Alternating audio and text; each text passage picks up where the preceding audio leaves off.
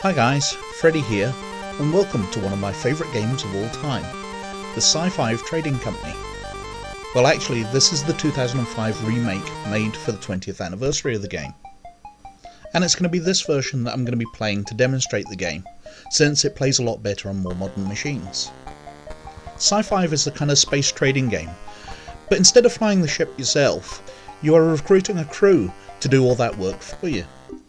For each department, weapons, scanning, navigation, engineering and repair, you choose from a list of options, choosing the candidate that you think best matches what you want from that department.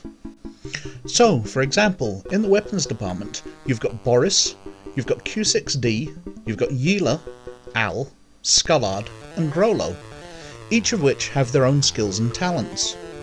So Boris, who is my favourite, when you click into him, it gives you some more details. His full name is Boris Tarkov, he's 47 and a Jargonian. His qualifications are he's an expert with the GX-75 cannon, good with sonic missiles and the M26 battle thermos. His education is that he studied history and strategic tactical training at the School of War. He has 3 years experience in the Jagon Wars and 9 years in the Earth Defense Squad. His strengths are he has no family, he's fearless, aggressive and precise, he has quick reactions and has a passion for combat. His weaknesses are he's suspicious of others, he's a loner and a poor communicator, and he's lousy with blasters. But if I click into Grollo, who is 17 and a Scolian, his qualifications are he's excellent with the sonic missiles. He's okay on the Interstellar 32 blasters and the GX-75 cannon. His education is he's studied advanced gunnery systems and weapons technology for 5 years. His experience is a Scholars Map team where he acted as a sighting assistant for 2 years. His strengths are he's even-tempered, friendly and helpful, a sharp thinker and known as a very good shot. His weaknesses are he has a very large appetite, he's poor with thermal weapons and not very well self-motivated. Now, from those two characters, the reason I prefer Boris is because he's self-motivated, whereas Grollo isn't. You see, in the middle of combat, Boris will open fire on an enemy that's attacking without being ordered to, whereas Grollo waits for instructions. So if I'm distracted commanding another officer at the time, at least Boris opens fire and helps defend the ship. Another factor in choosing crew is that some of them are robots. You see, when the ship gets damaged and life support systems fail, robots will last a lot longer before dying than organic creatures. So, although they have their limitations and tend to lack motivation, they do have a massive advantage there. Now, in the scanning department, we've got Giroux, Fizo, Bluston, Nargo, Churglick and Mike. And I tend to prefer Mike, because clicking into his file, we see he's 24 years old, and he's tops on a 434 CM tracking lock system. So while he might not be able to identify enemies as fast as some other officers, he is far better at locking weapons onto them. And to tell the truth, that's probably what's most important. But to tell the truth, there's not a lot of difference between Giroux, Nargo and Mike. It's just my preference.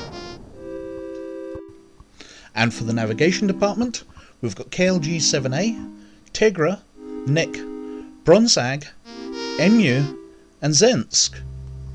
And I tend to prefer Nick, although I have to admit he's probably not the best choice, because reading through his file, we see that he's a 30-year-old Zimbolian, and amongst his weaknesses is he doesn't socialise well with others, he doesn't have many friends, and he's frail, which means when he loses life support, he's going to die very quickly. But on the plus side, he is certified expert at evasive manoeuvres, so hopefully the ship won't get hit that often. Then we've got engineering, in which we've got Craven, Wilfo, Anthony, Fligronk, Shima and VX4. Now, I don't consider engineering one of the most important departments, because after I've set up my ship for the voyage, there doesn't tend to be a lot else they need to do. So pretty much anyone would do. And Shima and VX4 both are far more rugged than everybody else, so will survive if life support goes down. But I have to admit, I tend to like choosing Wilfo, because he looks like Yoda, and I've got a soft spot for the wee guy. And the final department is repair, where we've got Anxi, T3XR9, Wolfgang, Ryblow, Brew, and Swiglets. Now, I don't really know who's the best in this department. T3XR9 is a droid, so lasts a long time without life support. And I kinda like Brew, but I tend to go for T3XR9 purely because when the chips are down and the ship's heavily damaged, he's going to keep soldiering on, even if I do need to keep handing out orders to him because he's a droid and not very imaginative. Now, one of the limitations of the game where it's showing its age is the fact that there's only 3 routes to trade on, which are basically easy, medium and hard. One is a short route, one is a medium length route, and one is quite long. And obviously on the longer route, your ship can get damaged more, you can lose more cargo, and you can lose more crew members. Now, once you go into the game, you're in charge. You have to hand out the orders. Now I tend to go straight into engineering and start reassigning power to keep everything operational, and choose which systems I want to operate. For example, because I've chosen Boris, who's really good with the cannons, I can cut power to all the other weapons, therefore freeing the energy up for other systems. However, that does mean that if the cannons go down, the ship is entirely defenceless. Now, when setting power priorities, I tend to put my weapons at the top, along with scanning, because it's most important to be able to lock onto targets and be able to blow them out of the sky, even when the reactors are damaged and the ship is almost powerless. And then I'm off to the navigation to select which route we're taking, usually the fastest, and what speed we're going, usually the fastest.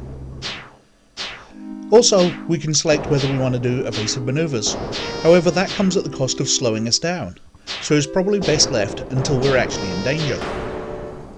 Once we're in flight, I then tend to swap to scanning, and make sure that whatever ships come in range get scanned and are target locked. Then, if they prove themselves to be enemies, or open fire, I can swap to the weapons department and get Boris to open fire at them, hopefully destroying them before they do any damage to me. Now, a lot of the game passes in this way, swapping between scanning and locking onto enemies, and ordering weapons to destroy those enemies. Obviously, if you destroy any friendly craft, you're going to receive a fine at the end of the game. If you get overwhelmed with enemies, then you want to swap to navigation and start evasive manoeuvring, to reduce the amounts of hits you get and reduce the damage your ship's taking. Also, as you take damage, you're going to need to swap to repair and order them to repair whatever damage is done. Now, this is a large part of the prioritization as well, because if the cargo stabilization systems are hit, then your food is going to start rotting in your hold, and you'll lose money at the end of the game. Also, if life support systems go down, your crew are going to start dying, so you need to prioritize those systems. But at the same time, you need to prioritize keeping power to the ship so the shields stay up, keeping the weapons functioning, keeping the scanning systems functioning, and of course, keeping the engines going. Because if your ship stops, then the pirates are going to raid the ship and start looting your cargo away from you. Now, while this sounds quite straightforward, it can get incredibly frantic as the ship takes damage, crews start to suffocate, weapons are going down, and you've got to keep on top of repairs, navigation, scanning, and weapons. It gets really pretty intense at times. Now, with some luck and skill, you'll manage to fight your way through the pirates and make it to your destination, hopefully with your cargo intact. And at that point, the game sums up the bounties you get for destroying enemies, any penalties you take for destroying friendlies or losing crew members, and the amount that you can sell your cargo for, and gives you the total that you've made on this voyage, minus the cost of the original cargo. So far, so simple. But the reason I really love this game is it's always felt like being a ship's captain should. Captain Kirk didn't used to handle the weapons, he just handed out the orders, and somebody else did that. And that's what this game feels like to me, being the ship's captain and handing out orders to the crew. Which is why I still absolutely adore this game, and still play it from time to time, even all these years after its release. And that's why it's one of my favourite games of all time. And that was the Psi-5 Trading Company.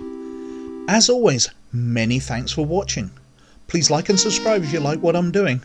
But most of all, you look after yourselves. And I'll catch you later. Bye.